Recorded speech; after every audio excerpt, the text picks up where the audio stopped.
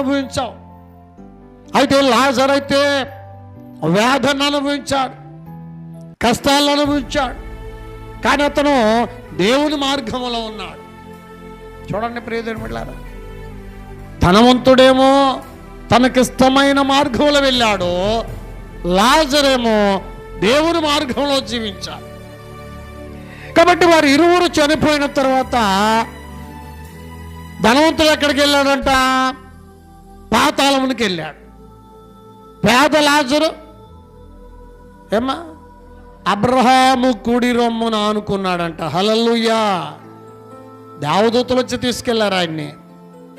కారణం ఏంటో తెలుసా? ఈ లోకంలో ఉన్నప్పుడు లాజరు దేవుణ్ణి కలిగి జీవించాడు, దేవుని మార్గాన్ని ఎంచుకున్నాడు. నా ప్రియమైనటువంటి దేవుని బిడ్డలారా, నీవు నేను కూడా ఈ లోకంలో రెండు దారులు ఉన్నాయి. ఒకటి పరలోకం వెళ్ళే దారి, ఇంకొకటి నరకానికి వెళ్ళే దారి. ఏ దారి ఎంచుకుందాం? ఏమ్మా చెప్పండి, ఏ దారి ఎంచుకోవాలి మనం?